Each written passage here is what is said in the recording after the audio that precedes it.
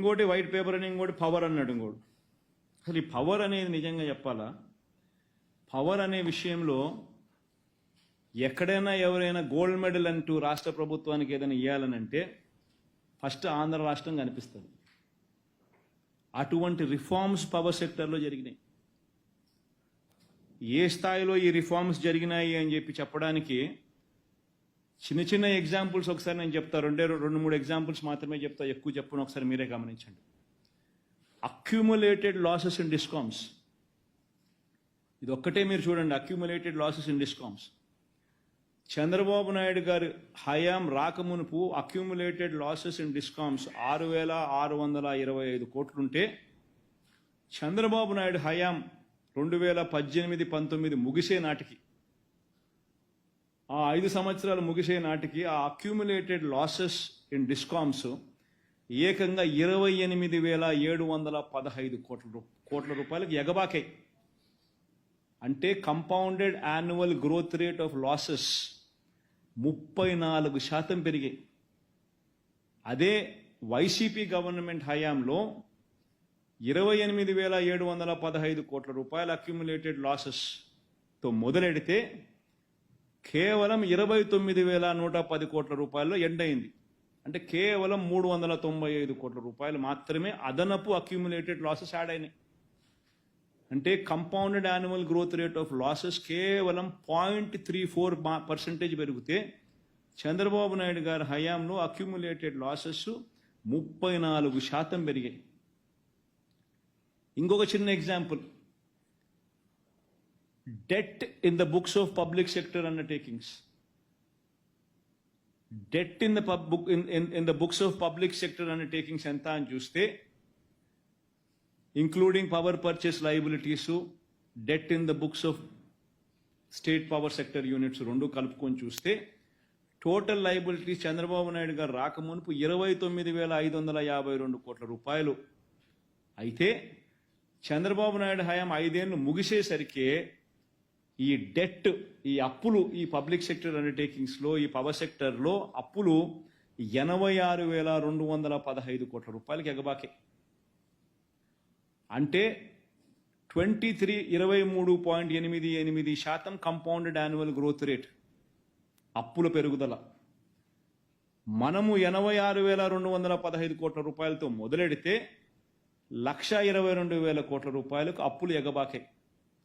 అంటే compounded annual growth rate of పెరుగుదల in అప్పులు ఇన్ దీస్ పవర్ సెక్టర్ 7.28%.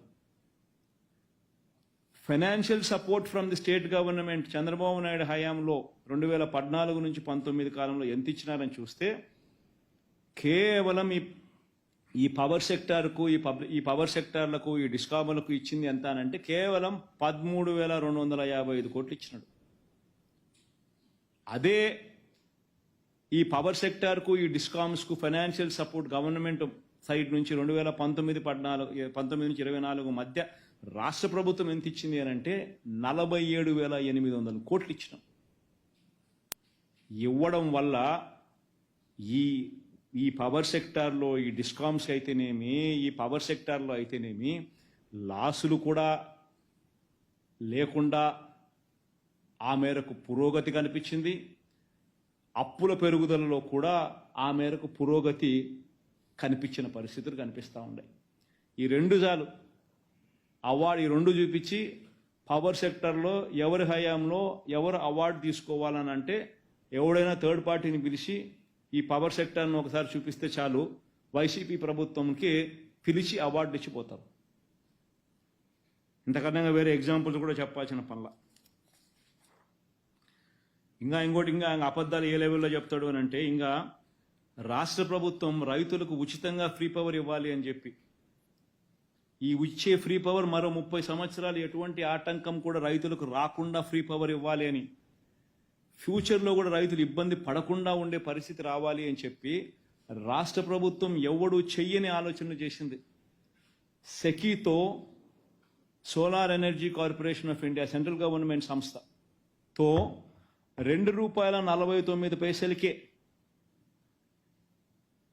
రైతులకు ఉచితంగా పవర్ ఇచ్చేట్టుగా, పగటిపూటే 9 గంటల పాటు పవర్ ఇచ్చేట్టుగా ₹2.49 ఏకంగా 30 సంవత్సరాల పాటు సెకీతో అగ్రిమెంట్ కుదుర్చుకుంది. 30 సంవత్సరాల 20 సంవత్సరాల కృష్ణ సెకీతో 20 సంవత్సరాలు 30 సంవత్సరాలు సెకీతో అగ్రిమెంట్ 25 ఇయర్ నెక్స్ట్ 25 ఇయర్స్ రైతులకు ఇబ్బంది పడుకోకుండా కుదుర్చుకుంది. ఈ సెకీతో ఈ అగ్రిమెంట్ కుదుర్చుకుంటూ సెంట్రల్ గవర్నమెంట్ సంస్థ సెకీ ఇచ్చినది ఒక పాయింట్ చూడండి. ఆ పాయింట్ ISTS ఛార్జెస్ ఒకసారి చూడండి. ISTS వేవర్ అని ఇటువైపున పేజీలో రెండో పేజీలో ఒకటి మూడో పాయింట్ ఒకసారి చూడండి. ISTS waiver. ఆ ISTS వేవర్ అనేది బ్లో అప్ చేయి ఒకసారి. అదొకసారి కొంచెం ఫాంట్ సైజ్ పెంచండి. దాంట్లో ఏమని రాసినాడు? As a special incentive government of India has granted interstate transmission charges waiver to solar projects set up under solar manufacturing tender for the entire 25 years of PPA life, irrespective of their commissioning date. Thus, no such charges would be applicable on government of AP. And anta clear ga raste interstate transmission charges waiver ఇస్తున్నారు అని చెప్పి అంత క్లియర్గా రాస్తే ఎంత దారుణమైన అబద్ధాలు ఆడతారు. ఇంటర్స్టేట్ ట్రాన్స్మిషన్ ఛార్జెస్ వేవర్ లేదని చెప్పి అనే చంద్రబాబు నాయుడు అబద్ధాలు ఆడతాడు. Is it fair? గవర్నమెంట్లో ఉన్న ముఖ్యమంత్రి స్థానంలో ఉన్న వ్యక్తి ఇటువంటి దారుణమైన అబద్ధాలు ఆడడం ఎంత మటుకు ధర్మం? ఇది ప్రజలను తప్పుదోవ పట్టించాలని చెప్పి దురుద్దేశపూర్వకంగా చేయడం ఎంత మటుకు కరెక్ట్? ఇది ధర్మమేనా ఇది?